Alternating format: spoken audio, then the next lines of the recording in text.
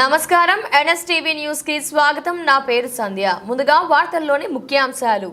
TDP నేత మాజీ మంత్రి దేవినేని ఉమామహేశ్వరరావు మీడియా సమావేశంలో మాట్లాడుతూ జగన్మోహన్ రెడ్డి దుర్మార్గాలు, అరాచకాలు, దోపిడీ పాలనకు ప్రజలు 151 సీట్లకు వాతపెట్టి 11 సీట్లు ఇచ్చారని, ప్రజల తీర్పును గౌరవించకుండా సీఎం చంద్రబాబు కూటమి ప్రభుత్వంపై పిల్లి శాపనార్థాలు పెడుతున్నారని, పల్నాడులో తోటా చంద్రయ్య పీక కోసి చంపారు. కాంచర్ల జల్లయ్య ఇంటిపై దాడి చేసి చంపారు. బుద్దా వెంకన్న, బోండా ఉమాపై దాడి చేశారు. పాల్వాయి గేటు పోలింగ్ కేంద్రంలో ఈవీఎం ధ్వంసం చేసి అరాచకాలు సృష్టించి పోలీసులపై దాడి చేసిన పిన్నెల్లి రామకృష్ణారెడ్డి నీ స్నేహితుడా, మంచివాడా, సౌమ్యుడా అని ప్రశ్నించారు. ఎన్నికల నుండి మొన్న శాసనసభ ఎన్నికల వరకు దశాబ్దాలుగా పట్టి పీడిస్తా ఉన్న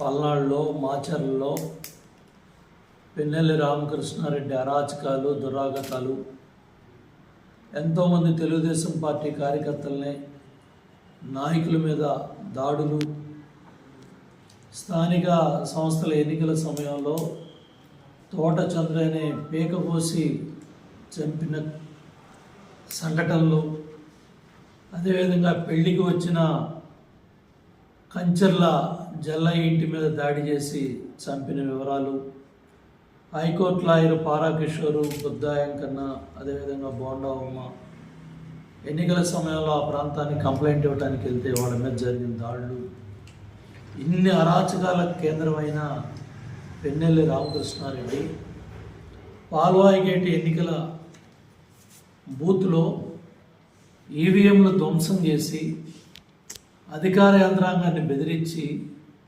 తెలుగుదేశం పార్టీ ఏజెంట్ల మీద దాడి చేసి బయట కొట్టించి ఇన్ని అరాచకాలకు పాల్పడితే, అదేవిధంగా ఒక పోలీస్ అధికారి మీద దాడి చేసిన సంఘటనలు ఇవన్నీ కూడా కళ్ళ ముందు కనపడతా ఉంటే, మీడియాలో పత్రికల్లో వస్తే జగన్మోహన్ రెడ్డి నీకు పిన్నెల్లి రామకృష్ణారెడ్డి మంచివాడా, మంచోడు, సౌమ్యుడా, నీ స్నేహితుడా, లక్షల రూపాయలు ఖర్చు పెట్టి హెలికాప్టర్లో వెళ్ళి ఈరోజు ములాఖత్ సమయం లేకున్నా నెల్లూరు జైలు ముందు మీరు మాట్లాడిన మాటలో దిగజారుడు రాజకీయాలకే ఒక ఉదాహరణ. 11 సీట్లు, 151 సీట్లలో 11 సీట్లు గెలిచి ఇంకా పిచ్చి ప్రలాపంలో ఈరోజు జగన్మోహన్ రెడ్డి చేస్తూ ఉన్నారు. అన్యాయంగా, దుర్మార్గంగా కేసులు పెట్టామని నిందలేస్తూ ఉన్నాడు. ఇవాళ 307 ముద్దాయి ఎన్నో కేసులు దుర్మార్గాలకి, దురాఘాతాలకి పాల్పడ్డాడు. చాలా పెద్ద ఎత్తున అక్కడ గ్రానైట్ లారీల మీద దోపిడీ కానీ, నాసిరకం మద్యం అమ్మించటంలో కానీ, బయట రాష్ట్రాలు, పక్క రాష్ట్రాల నుంచి మద్యం తెచ్చి అమ్మటం కానీ, మాచర్లలో దశాబ్దాల తరబడి చేస్తా ఉన్న దందాలకి ప్రజలు పులి స్టాప్ పెట్టి ఎన్నికల్లో పరాజయం పాలైన పిన్నెల్లి రామకృష్ణారెడ్డిని సమర్థిస్తూ జగన్ రెడ్డి మాట్లాడిన మాటలో ఈరోజు మరి దెయ్యాలు వేదాలు గొల్లించినట్టున్నాయి. తెలుగుదేశం పార్టీకి ఓటే లేదని ఇవాళ అతను ఎంత అభద్రతాభావంతో, ఎంత అయోమయంలో ఈరోజు జగన్మోహన్ రెడ్డి మాట్లాడిన మాటలన్నీ కూడా తన అభద్రతాభావాన్ని బయట పెడతా ఉన్నాయి. ఇవాళ నెల రోజులు పార్టీ ఎన్నికలు ఫలితాలు వచ్చి ఈ రోజుకు నెల రోజులైనవి.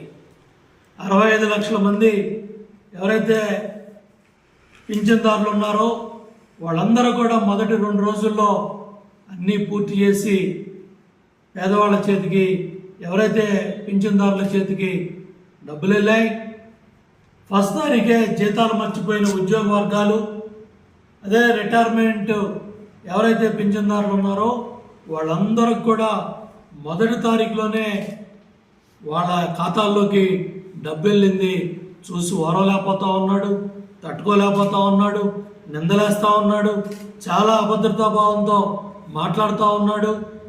కులం చూడలేదు, ప్రాంతం చూడలేదు, పార్టీ చూడలేదు అన్నాడు. 11 సీట్లు ఎందుకు వచ్చాయి జగన్ రెడ్డి?